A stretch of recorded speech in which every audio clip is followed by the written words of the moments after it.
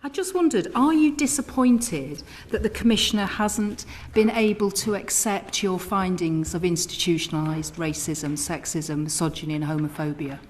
Well, what do I think? I think that the Met Commissioner is unfortunately sort of splitting hairs over words. I think that overall he accepts the findings of the review. He accepts, I have put to him, it's in the, I think the way to deal with institutional racism, organisational racism, systemic racism, whichever word one chooses to use out of the thesaurus, I've put 4 tests in place that in my mind go across all of the prejudices and discrimination we have found in the review. So you can see in there is actually bullying and prejudice overall, and then within that we have found institutional. So my 4 tests are, and this really gives a way of allowing an organisation that believes it can't fix it or can't solve it, which I have to say I disagree with, but on the basis that that seems to be what the resistance has been for the last 20 to 30 years. The 4 tests are these. Do you have people working in your organisation who are racist? Not everybody, but some people. The answer to that question is unequivocally yes. Do you have people in your organisation that are experiencing on the receiving end of racism or indeed misogyny or indeed homophobia? The answer to that question is yes.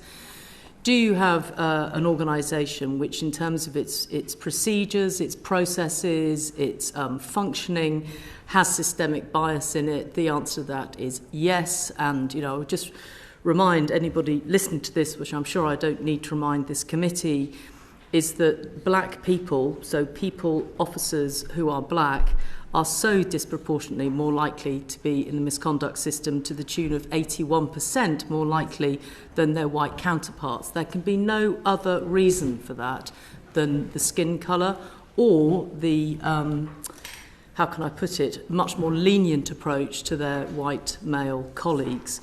And then finally, the question is, you know, is the Metropolitan Police, does it over-police and under-protect the black community in London? And unreservedly, the evidence is abundantly clear in this report.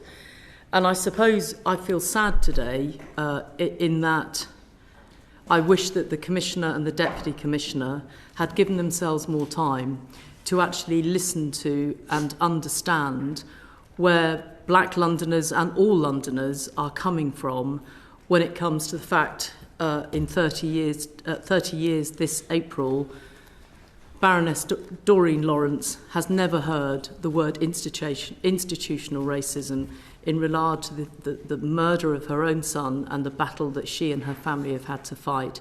So I feel it's a really missed opportunity if I'm simply sort of being advising and tactical.